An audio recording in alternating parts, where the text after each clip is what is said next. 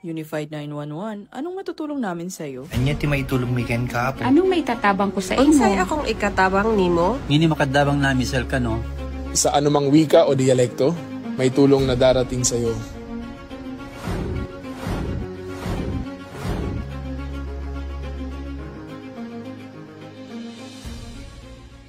Lilingkod sa bawat Pilipino at magbibigay ng tamang impormasyon para sa tahimik at maayos na Pilipinas. Police News Network, alagad ng batas, tagapagtaguyod ng balitang pulis, sandigan ng mamamayan, patnubay ng katotohanan.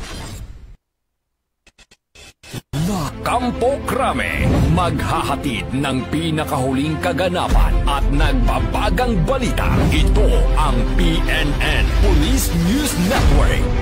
At ngayon, ang inyong mga tagapagbalita. Magandang araw, bagong Pilipinas. Ako ang inyong alagad ng batas, tagataguyod ng Balitang Pulis. Ako po si Patrolwoman Melin Loquias mula sa Eastern Police District ng NCRPO. Maghatid sa inyo ng tamang balita, kwento ng pulis at serbisyo para sa mamamayan. At ito ang PNP News Online. Ang pangunahing balita ng Police News Network, alagad ng batas, tagataguyod ng Balitang Pulis.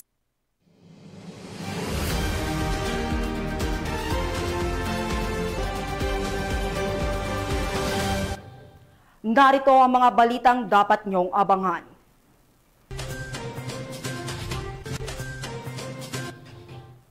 ₱6 na milyong halaga ng shabu ang nasabat sa dalawang high-value individual sa Tacloban City. Mahigit ₱3 milyong halaga ng shabu na samsam sa tatlong high-value target sa Surigao City, Surigao del Norte. At isang lalaking sangkot sa carnapping, huli sa operasyon ng Highway Patrol Group sa Davao del Sur.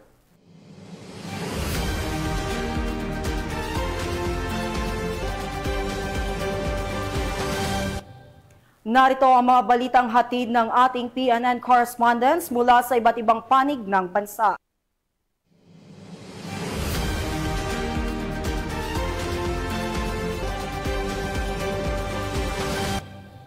Simulan natin ang balita mula sa bahagi ng Luzon.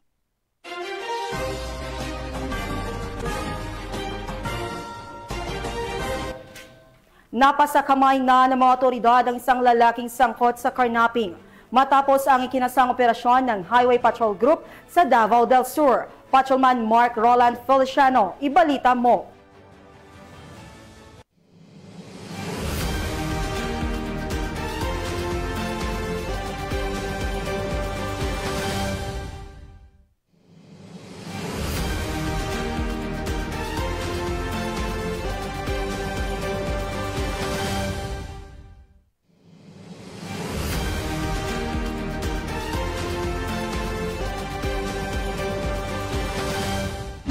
Isang lalaking sangkot sa kasong karnapping sa ikinasang Manhunt Charlie Operation ng Provincial Highway Patrol Team Davao del Sur na pinangunahan ng kanilang provincial officer na si Police Captain Francis Jan G. Takan kasama ang mga kapulisan ng Magsaysay Municipal Police Station, Mulabi MPS Zamboanga del Sur PPO at iba pang mga PNP Territorial Unit sa Purok 2, Barangay Kasuga, Magsaysay, Davao del Sur nitong nakarang araw.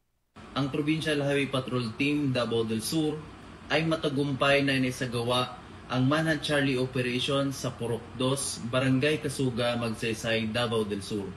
Sa bisa ng warrant of arrest sa kaso sa paglabag sa carnapping na may inirekomendang piyansa na 300,000 pesos, ang naarestong suspect ay kasalukuyang nasa kusdiya na ng Magsaysay MPS para sa kaukulang dokumentasyon at disposisyon.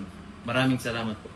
Ang nasabing suspect ay haharap sa kasong karnapping under Republic Act 10883 or the New Anti-Carnapping Act of 2016. Patuloy naman ang mga operasyon na isinasagawa ng HPG sa pagsugpo sa mga kilalang most wanted person sa nasabing rehiyon. Pansamantalang nasa kustodiya ng Magsaysay Municipal Police Station ang suspect para sa dokumentasyon at tamang disposisyon habang inaantay ang pagharap nito sa korte. Kami ang Guardian of the Highways, ang kakampi nyo sa kalsada na patuloy na magbibigay ng serbisyong HPG dahil dito sa ating bagong Pilipinas. Ang gusto ng pulis, ligtas ka. At sa iba pang balitang serbisyong HPG, tumutok lamang sa aming YouTube channel at Facebook page na Police News Network. Mula sa tanggapan ng kakampi nyo sa kalsada, ako po si Patrolman Mark Roland Feliciano para sa Police News Network, alagad ng batas, tagataguyod ng balitang pulis. Walang kawala sa batas ang isang individual na sangkot naman sa insidente ng pamamaril matapos ang 2 oras na hot pursuit sa Barangay Tangob, Padre Garcia, Batangas. Ang buong detalye ng balita mula kay Patrolman Joshua Cruz. Mabilis at ayos na operasyon ng pulisya. Matagumpay na naaresto ng Padre Garcia MPS ang sospek sa isang insidente sa pamamaril matapos ang 2 oras na hot pursuit. Naganap ang insidente sa Barangay Tangob, Padre Garcia, Batangas. Bandang alas 7 Gs ng gabi noong Setyembre 17, taong kasalukuyan, nagsimula ang mainit na pagtatalo sa pagitan ng sospek na kinilalang si alias Emil at ng biktima na si alias Sharon. Lumala ang komprontasyon ng habulin ng sospek si alias Sharon sa isang eskinita at paputukan gamit ang isang baril. Bagamat hindi tinamaan ng biktima, isang bystander na pauwi na sana ang natamaan ng ligaw na bala sa kaliwang paa. Agad siyang isinugod sa Villa Memorial Medical Center sa Lipa City para sa magamot. Tumakas ang sospek sakay ng isang asul na Suzuki Smash motorcycle. Pagdating ng alas 7:40 ng gabi, nag-ulat ang isang concerned citizen sa Padre Garcia Municipal Police Station. Agad na rumisponde ang pulisya at inilunsad ang isang coordinated follow-up operation kasama ang 1st Batangas Provincial Mobile Force Company. Nagbunga ang kanilang pagsisikap ng bandang alas 9:45 ng gabi ay matagumpay na naaresto ang sospek sa Barangay Banaba, Padre Garcia, Batangas.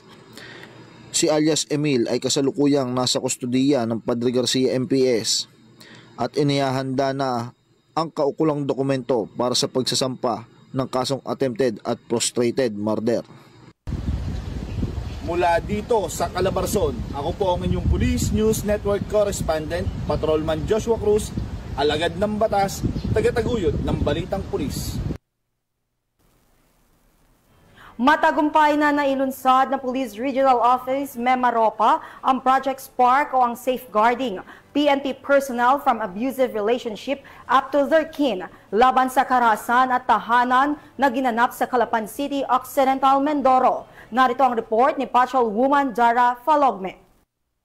Inilunsad ng Police Regional Office Mimaropa ang isang makabagong inisyatiba na layong tugunan ang isyu ng karahasan sa tahanan na kinasasangkutan ng mga miyembro ng PNP. Tinatawag itong Project Spark o Safeguarding PNP Personnel from Abusive Relationships up to their Kins.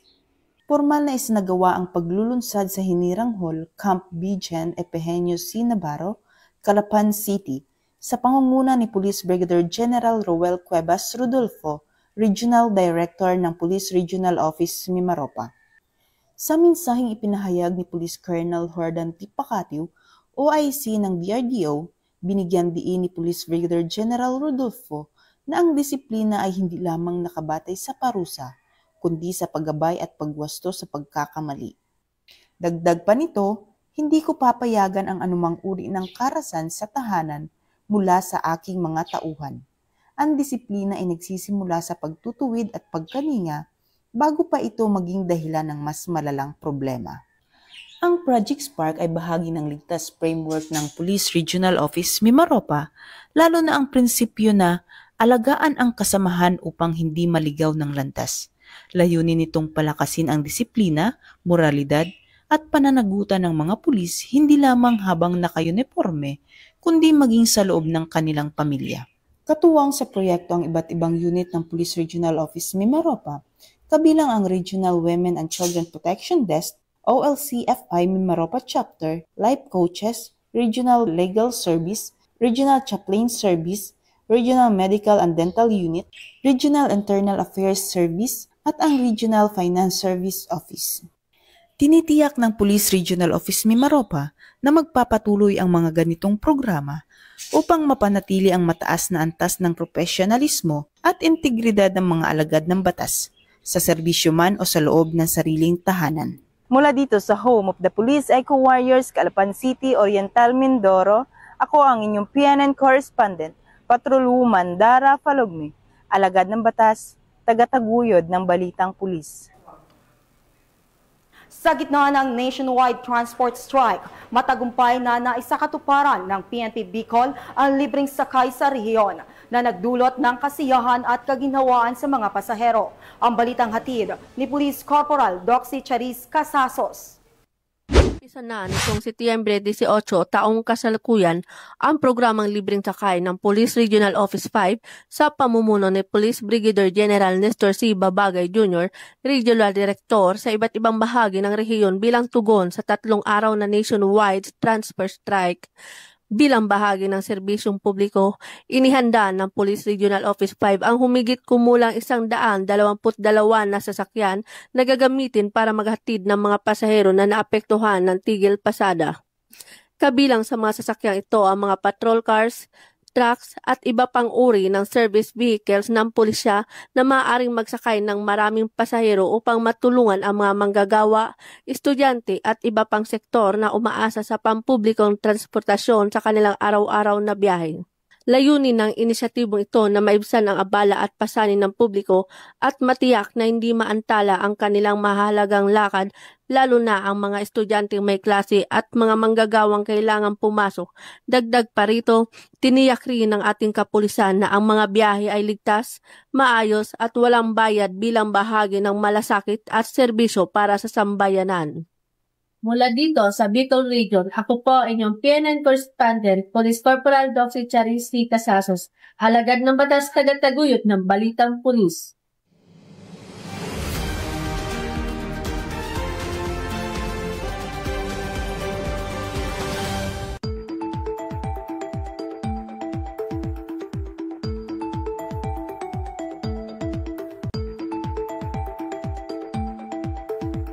Magandang araw! Narito ang pinakahuling ulat panahon mula sa DOST Pag-asa. 2 tropical storm ang kasalukuyang binabantayan ng Pag-asa. Tropical Storm Mitag at Tropical Storm Nando. Si Tropical Storm Mitag, dating Mirasol, ay huling namataan sa layong 645 kilometro kanlurang Hilaga, kanluran ng Itbayat, Batanes. Taglay nito ang lakas ng hangin na 85 kilometro kada oras at pagbugsong umaabot sa 105 kilometro kada oras, habang kumikilos ito pa northwest sa bilis na 20 kilometro kada oras. Bagamat nasa labas na ito ng Philippine Area of Responsibility, maaari pa rin itong magdala ng pag-ulan at maalon sa karagatan sa Hilagang Luzon. Samantala, si Tropical Storm Nando, international name Ragasa, ay huling namataan 970 km silangan ng Central Luzon. Taglay nito ang lakas ng hangin na 75 km kada oras at bugso na umabot sa 90 km kada oras. Kumikilos ito pakanluran sa bilis na 20 km kada oras at posibleng pumasok sa PAR sa mga susunod na araw. Sa ngayon, wala pang nakataas na tropical cyclone wind signal, pero pinapayuhan ang publiko, lalo na sa eastern sections ng Luzon at Visayas, na maging alerto sa posibleng pag-ulan, pagbaha at malalakas na alon. Para sa pinakabagong impormasyon, manatiling nakatutok sa mga opisyal na update ng Pag-asa.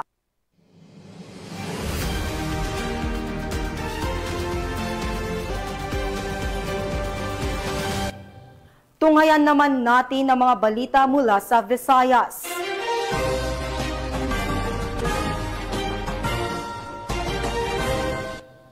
Nasamsamang mahigit 100,000 pisong halaga ng shabu mula sa 2 suspect na hinihinalang drug dealer sa Cebu City.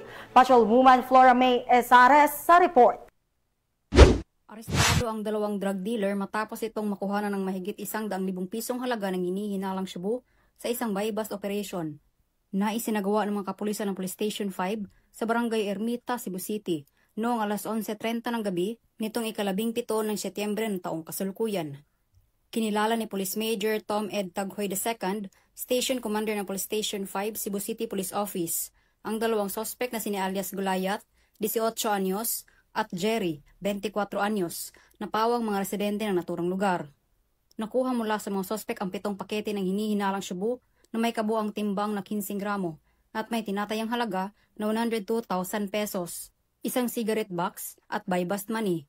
Kasong paglabag sa Section 5 at 11, Article 2 ng RA 9165 o Comprehensive Dangerous Drugs Act of 2002 ang kakaharapin ng mga sospek na kasalukuyang nakadetain sa nasabing tanggapan. Muling pinapaalalahanan ng Carbon Police Station 5 ang publiko, lalong-lalo na sa ating nakasasakupan, partikular sa mga kabataan at kanilang mga magulang, na iwasan at labanan ang tukso ng paggamit at pagbebenta ng ipinagbabawal na gamot. Ang droga ay hindi lamang nakakasira ng kinabukasan, kundi nagiging sanhi din ito ng krimen at iba pang kaguluhan sa ating komunidad. Naniniwala ang Carbon Police Station 5 na ang tagumpay laban sa iligal na droga ay nakasalalay hindi lamang sa aksyon ng ating kapulisan, kundi sa pakikisa na rin ng ating komunidad. Mula dito sa Central Visayas, ako ang inyong Police News Network Correspondent, Patrolwoman Flora May Azares, alagad ng batas, tagataguyod ng Balitang Pulis. Tinatayang nasa 6 na milyong pisong halaga ng shabu ang nasabat sa isinagawang operasyon ng kapulisan mula sa 2 high-value individual sa Tacloban City. Tinutukan niya ni Patrolwoman Kimberly Flores. 6,718,400 pesos halaga ng shabu ang nasabat sa 2 high-value individual sa kinasang bypass operation ng mga operatiba sa Barangay 66 Paseo de Legazpi, Tacloban City. Bandang alas 12:15 ng madaling araw ng ikasang operasyon ng mga tauhan ng Tacloban City Police Station 2 sa koordinasyon sa Philippine Drug Enforcement Agency 8. Narecover sa mga suspect ang 10 heat sealed transparent plastic at 13 pirasong not-tied transparent plastic cellophane na naglalaman ng hinihinalang shabu na may tinatayang timbang na 988 grams na nagkakahalaga ng 6,718,400 pesos, isang genuine 500 peso bill na ginamit bilang bypass money at mga drug paraphernalia. Maharap ang mga suspect sa kasong paglabag sa Section 5 at 11 Article 2 ng RA 9165 o Comprehensive Dangerous Drugs Act of 2002. Bunga ng pinaigting na kampanya laban sa ilegal na droga, matagumpay na naisagawa ng Tacloban City PNP katuwang ang iba pang ahensya ng pamahalaan ang mga operasyon na naglayong tiyakin ang kaayusan at kapayapaan sa nasasakupan. Dahil sa bagong Pilipinas, ang gusto ng pulis, ligtas ka. Mula dito sa Eastern Visayas, ako ang inyong PNN Correspondent, Patrolwoman Flores, alagad ng batas sa kataguyod ng Balitang Pulis. Naaresto ng mga otoridad ang tinagunang street-level individual sa ikinasang bypass operation sa Misamis Occidental. Nakatutok dyan si Patrolwoman Rina Celestine Sendrijas. Isang street-level individuals isinagawang bypass operation ng Oroqueta City Police Station sa Purok 3, Barangay San Vicente Alto, Oroqueta City, Misamis Occidental, nito lamang 18 ng Setyembre taong kasalukuyan. Kinilala ng mga otoridad ang suspect na si alias Boyax, 42 anyos, may asawa at residente ng nasabing lugar. Nakumpiska mula sa suspect ang 5 gramo ng hinihinalang shabu na may standard drug price na 34,000 pesos. At iba pang mga drug paraphernalia. Nahaharap ang suspect sa kasong paglabag sa RA 9165 o Comprehensive Dangerous Drugs Act of 2002. Layunin ng operasyon na mapigilan ang patuloy na paglaganap ng iligal na droga at tiyakin ang kaligtasan na nasasakupang lungsod. Dito sa Camp Capistrano sa Cagayan de Oro City, ako yung Police News Network Correspondent, Patrolwoman Rina Celestine Sendrijas, alagad ng batas, tagataguyod ng Balitang Pulis. Nasa bahagi na pala tayo ng Mindanao. Nasamsam ng mga tauhan ng Caraga Police ang mahigit 3 milyong pisong halaga ng shabu mula sa 3 high-value target. Matapos ang isinagawang operasyon sa barangay Nanlanipas, Surigao City, Surigao del Norte. Patrol 1 Nicole Villanueva.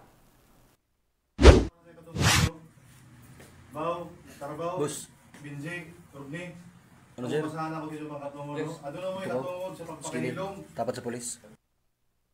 3 high-value individual ang naaresto ng mga kapulisan matapos makumpiska sa kanila ang tinatayang 3,383,000 halaga ng hinihinalang shabu sa isinagawang bypass operation sa Barangay Canlanipas, Surigao City, Surigao del Norte, pasado alas 2 ng madaling araw nitong Setyembre 18 taong kasalukuyan. Ang operasyon ay sinagawa ng Surigao City Police Station Drug Enforcement Unit katuwang ang 1st Surigao del Norte Provincial Mobile Force Company.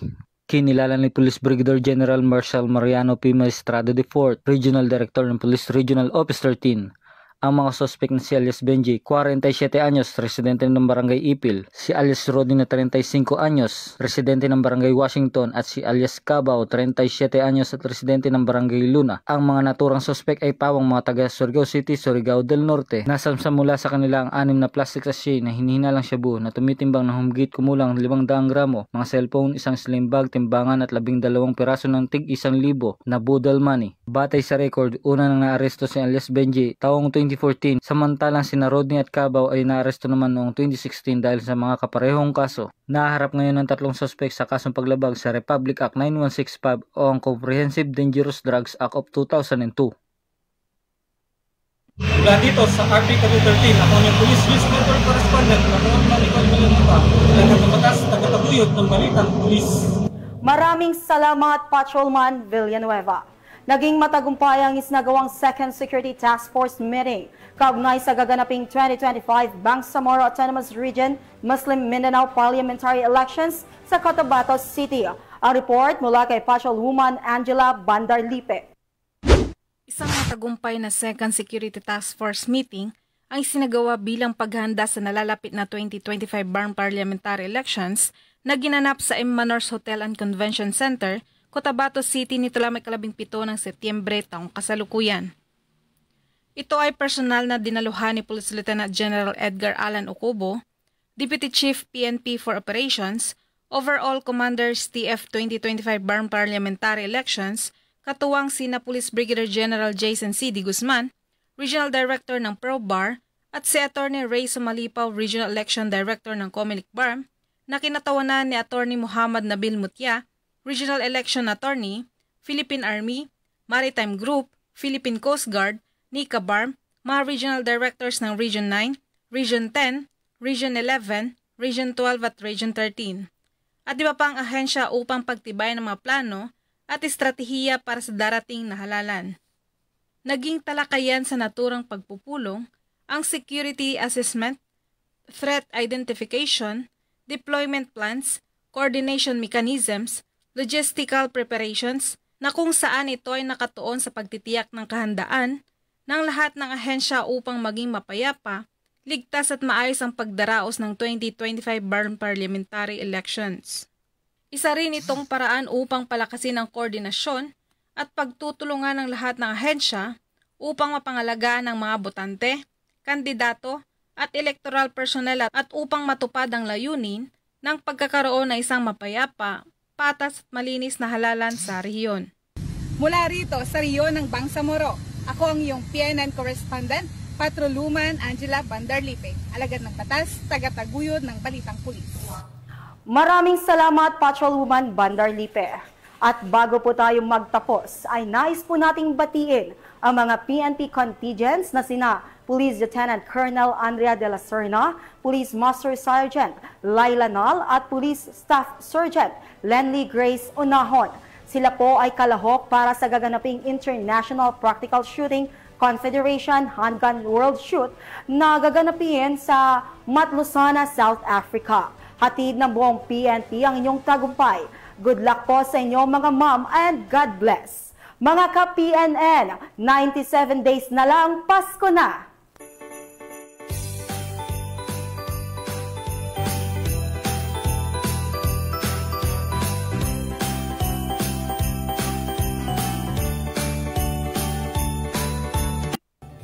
At yan ang mga balitang nakalap nating PNN correspondent mula sa Luzon, Visayas at Mindanao. Sa ngalan ng pamunuan ng Philippine National Police, sa pangunguna ni Acting Chief PNP Police Lieutenant General Jose Melencio Nartates Jr. at sa pamumuno ni President Ferdinand Bongbong Marcos Jr., kami ay maglilingkod sa bawat Pilipino at magbibigay ng tama at balanseng balita.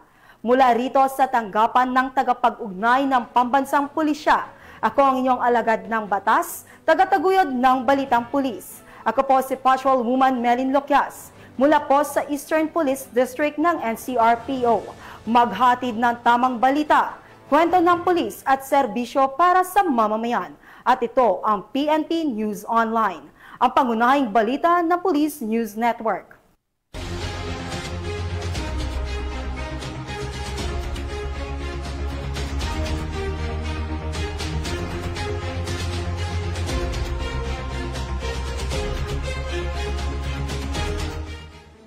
Police News Network, alagad ng batas, tagapagtaguyod ng balitang pulis.